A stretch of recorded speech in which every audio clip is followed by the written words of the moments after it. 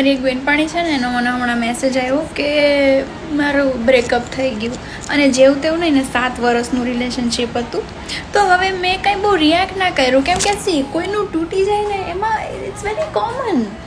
કોઈનું રહી ગયું છે, ટકી ગયું છે, એ એમ ઓ માય ગાડ તારું ટકી ગયું 3 વર્ષ, તો થોડુંક તમને આમ આશ્ચર્યજનક વાત કહેવાય. તો મેં એને કહ્યું અચ્છા, તો એટલે મને કે તને તો કોન્સોલ કરતાંય નથી આવડતું.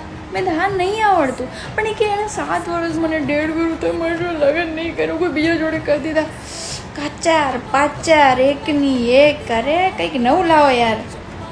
સારું અમારા વાળા કોઈને મારતા નહીં, હે મારી નહીં નાખતા ભાઈ, એટલા ડાયા છે. વેરી ગુડ એક્સિસ છીએ બધા અમે લોકો. જીવવા દઈ સામેવાળાને, યોર લોસ એમ કરીને જતા રહે અમે.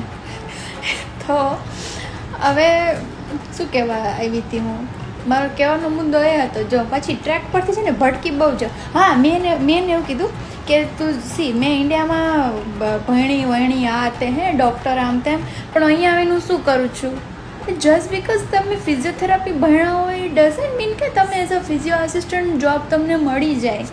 ના મળે. મેં નહીં જ કીધું, મેં એને એક્ઝામ્પલ આપ્યું કે જસ્ટ બિકોઝ એણે તને કીધું તું કે આપણે લગ્ન કરશું, એણે એવું નહોતું કીધું કે હું કરીશ જ ને. There is a difference. હું એની જ સાઈડ લઉં છું, એની રીતે સાચો છે. આ ગાંડી અમારા ફ્રેન્ડ જ તે આ બધી વાત ઉપર વિશ્વાસ કરી લે. હું ભણી ફિઝિયોથેરાપિસ્ટનું, પણ હું બનાવું છું અત્યારે રીલો. સી એટલે એવું ના હોય કે તમે જે ભણ્યા એમાં તમને જોબ મળે. આ મારી બેનપાણી ભણી છે પેલું ઓલું લોજિસ્ટિક ને પેલું એવું બધું એવું બધું, તો જોબ ક્યાં કરે છે? સેલ્સમાં. એ ક્રેડિટ કાર્ડ લઈ લો. તો ટૂંકમાં એવું બધું હોય. આ તો 12 પાસ છે તો એ જોબ ક્યાં કરે? લોંગ ટર્મ કેર હોમમાં. એની પાસે ડિગ્રી નહીં, જેની પાસે ડિગ્રી છે લોંગ ટર્મમાં કામ કરવાની, એની પાસે સર્ટિફિકેટ નથી, જેની પાસે ડિગ્રી નથી સર્ટિફિકેટ નથી તો એ કામ કરે છે ફિલ્ડમાં. એટલે એવું ના હોય. મેં જો હું તને કોન્સોલ કરું, જે થાય એ સારા માટે થાય, ઇટ્સ ઓકે. તું ભગવાન પર ભરોસો રાખ. આગળ તારી લાઈફમાં છે ને આના કરતાં પણ વધારે સારું લખ્યું હશે, તને એ પડશે. સારું આવું કહીને એકબીજાને એટલા ઉલ્લુ બનાવે છે ને.